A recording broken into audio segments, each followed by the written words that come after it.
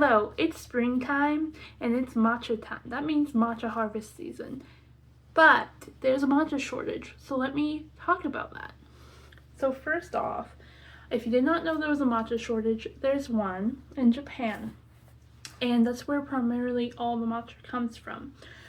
Now, if you want to know the history about matcha, matcha actually originated in China years before Japan even got tea. So matcha is actually Chinese, but Japan has a very unique and special, different tasting matcha than Chinese matcha. And I'm thinking, with that being said, how do you know about this matcha shortage and how do you know the difference? And that's because I actually was interning in Japan last year, so I have a bunch of connections there, and I'm also always talking to new tea companies and new developing tea companies. So I'm in the know, I know people, I talk to people every day about this. So I want to share so people understand. Now let's talk about how it's processed. This is also going to help you realize why it's short and why we're having a shortage. So let's get in. How is matcha processed? So it's actually 3 different harvest seasons in Japan and 3 different harvest seasons for matcha in Japan as well. The highest quality matcha would be in the springtime, but there's also basic grade, premium grade, excellent grade. Let's start in the tea fields. These tea plants are well taken care of.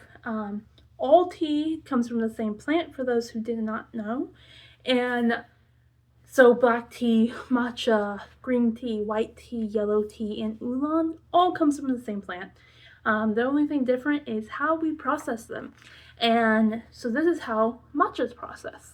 And if you want different videos on how each one's processed, let me know. I just posted a video of how I process a bunch of teas when I was in Japan by myself. I'll link it in the eye up here if you want to watch that. But, okay, matcha in the tea field. Tea plants are really taken care of by the tea farmers, and a few weeks before its harvest is tencha harvest. Tencha, I'm going to say tencha a lot. This is something you should know if you're a matcha drinker. Tencha is what matcha is before it's ground. But it has a different process than sencha, and it's before matcha is ground. So if you want to know, I'm going to say tencha a lot in the processing because that's what we're making. We're not making matcha yet. So tencha is shaded a couple weeks before its harvest. So they put a bunch, I will put over here, put tarps. These tarps are not heavy. They're very light and they're usually black. I saw some gray ones. I saw some blue ones as well. Depends on what ones that farmer is using and what they're using for. Some people even use bamboo. The most traditional way is bamboo. And touch shading like this for a few weeks. It depends on who's making the matcha, depends on what matcha they're making, and so on and so on. After that, they will be uncovered and harvested. This is in the springtime. It's what I'm going to be talking about because that's the primary of the matcha everyone's freaking out about right now. And so tencha in the springtime, the buds are very beautiful. Here's a photo. This was right before spring harvest started. And you cut just that much off, just the top leaves. 2 leaves in one bed usually, and those will be sent to the tencha factory after you're done. You put them in giant bags and you drive them to the tencha factory. This is where the part of the shortage starts. Now, sencha factories, matcha grinding facilities are expensive, and they are also big, and they have a lot of components to it to make it reliable, excellent, and usable. With this, not every small to medium tea farm, or even some of the big tea farms, have tencha factories, and they also don't have matcha grinding facilities. So usually they're all sharing a few in this town. So there's always a line or a wait. In the town I know I was working in, there was a line or wait sometimes, and sometimes there wasn't. So we all drop our lease off at the tincture factory, and then the tincture factory does the work for us. Or sometimes people go help the tincture factory as well. And tincture is made similar to cincha, but kind of different. It has different steps along the way. Tincture, you steam it, and these tincture factories are giant. The steaming things are huge. Steam it, and then it goes into a butterfly net to cool it down and make the leaves separate a little bit. And then you would bring it to a furnace, and these furnaces are the size of your house. And then when these furnaces are done, it will go into a separate area and sort the stems from the leaves, and then fry it again. And this is how tincture is made. And also will chop up the leaves in there as well to make it easier to ground. After that, the farmers will pick up their tea, or if they own the factory, they will get their tea, and they will put it somewhere, usually a temperature regulated room, such as a fridge or something cold, for months. Matcha has to be aged for 6 to 9 months before they're ground into matcha. And that's surprising, right? I was surprised by that. It goes back from hundreds of years when they actually used to bring their tea from Kyoto to the palace. And what's that doing to the palace? And it takes months sometimes. And they were doing wagons, and it wasn't very. Bring it to the emperor. The emperor would try it before everyone else could have it. Because of that, it took that long. It's now just a tradition, and that's how we also like the taste. To have that taste because it aged, now that's how we have the taste. And then after that, it is ground in a grinding facility. Again, not a lot of people have their own grinding facility. If they do, it's 1 or 2 grinders, and it's not a huge factory full. So all the grinding facilities around the area I was working in, which the area I was working in makes 25% of the world's matcha, if you guys want to know. So I was in the fields with 25% of the world's matcha, and I was making matcha and tincture constantly. I was also making cincha, white tea, oolong, and black tea when I was there. So it was a constantly learning new steps, but 25% of the matcha was made in the area I was in Japan. And this being this said, there's a wait list for matcha grinding facilities because of how on-demand matcha is and how many months it takes for those matchas to age as well. So the wait list is long, and especially now since usually before matcha became so popular, it was fine. There would be enough matcha for everyone, and the wait list wasn't very bad because you have that matcha, you can go further with it each year. But since Westerners found matcha, and a lot of people have been over consuming matcha, a lot of people have been over buying matcha, and people are just enjoying matcha as it is now. There's more matcha being sold, but the same amount of matcha being produced. And that's the issue they're having. Now, they can make more matcha, such as make more of their harvest in the spring could be more matcha, but the issue with that is they need more time at the tincture factory. They need more space to store that matcha, that tincture, and then they need higher quantity grinding from the matcha grinding facility. if everyone needs this, that means their matcha is going to take longer to ground. And if everyone is taking longer to ground at the matcha facility, the wait list becomes longer. And then people are selling out matcha more because they don't have the matcha that they are waiting for the matcha facility to ground.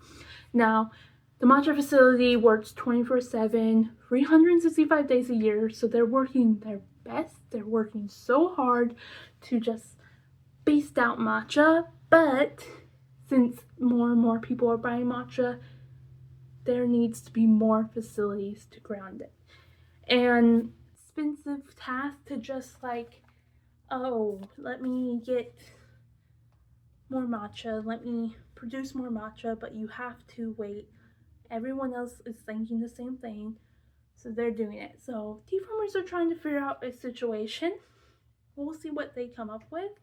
That's why matcha is having a shortage. It's because more people are loving it, and it kind of takes time to make it, and it's very on demand. Hopefully that makes sense of why, and people are like, why can't they make another factory or something? It's a lot of money. I know you've probably seen TikTok videos. If you haven't, matcha grinding facilities, each single matcha grinder is granite stone. Now there's, of course, other alternatives to grind matcha. You're not gonna get the most traditional, you're not gonna get the same flavor, and you're not gonna get the fineness of the matcha. Each ground thing costs a lot of money. I think a small one I was looking at was like $500. Tiny one. These ones are big. These ones can fit a lot of matcha. These ones, and they have like, you need, if you have the most matcha right now, each even medium-sized company needs a lot of matcha grinders to even make their matcha, unless they have someone working there all day, all night. So yeah, that's it. Next up, let's talk about how can we help as consumers help the matcha shortage. I personally am not a wasteful person. I will use something up ounces. The other day I used up actually a matcha thing, and I poured water in it to make sure it's all the way gone. And that's what we need to be doing. We need to be using our matcha up. I've seen people buying matcha when they don't even need matcha. They are buying new matcha every single week. Every single time they see a new one, they want to try it, they buy a new one. I understand, especially if you're an influencer that makes matcha. I understand. I have a fridge behind me full of tea. Perfectly fine. Right now, I'm not buying matcha because I know, first of all, I have matcha that I got when I was in Japan still. And I'm not buying matcha because, no, I'm not saying don't buy matcha. Let's not support small businesses. Let's support small businesses, but let's not over-consume the things they are selling. So they have to either close down or stop selling the things we love. So let's randomly, if you run out of matcha, let's buy matcha. If you are not running out of matcha, let's stay away from buying matcha so we have matcha, so we aren't completely gone with matcha. And I know most of these companies are actually having a restriction on how much matcha you can buy, which is good because, again, you need to pace yourself with matcha. Another thing is making matcha properly, how to make your matcha last longer. Making it properly will make it last longer. Maybe you do make it properly, maybe you don't. I've seen a lot of people take a spoon and doing 1 or 2 giant spoons of matcha into their bowl, and then putting a tiny bit of milk and a tiny bit of water in it, and like, oh, this is so good, and then putting sugar in it. You do not need to do that. Let me get my thing that I use. This is what you need to use. You should be buying this. Right now is the time to buy accessories for matcha. This is a chasoku. What this does is a matcha scoop. You can scoop matcha and it's going to have a powder right here. That matcha is 1 gram. You traditionally, and honestly, taste-wise, especially for lattes, you only need 2 grams. If you like stronger matcha, such as I do 4 or 3 scoops with this, which is 4 grams. Now, 4 grams of matcha is not that much. A tablespoon of matcha is a lot. 2 tablespoons of matcha, that's like your whole entire can. So another thing is, if you're making a matcha latte, you do not need ceremony grade. And you're probably like, Jordan, I do. Everyone says I do. No, you don't. It tastes just as good if you get basic grade, intermediate grade, so any of the excellent grades. What the excellent grade is usually summer and spring harvest combined, and it makes it more, it has a more bitter taste. But if you're adding sugar to it, that doesn't matter. If you're adding sweetener, flavoring, anything people are adding to their matcha, does not matter if you have ceremony grade.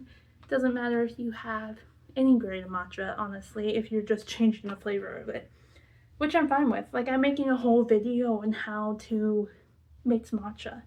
Honestly, tease freedom, do whatever you want. I'm just saying this is my tip to have your matcha last longer so we can get through this matcha shortage together. Yeah, and that's it. I was looking at my notebook, seeing if there was any more notes that I took, and no. So what you should be taking away of this video, there's a matcha shortage, how we can do it, find proper tools to make matcha and making it properly. But yeah, I hope you liked this video. Please comment down below if you have any concerns or information about the matcha shortage or any questions you want to ask too. So have a great day. Bye.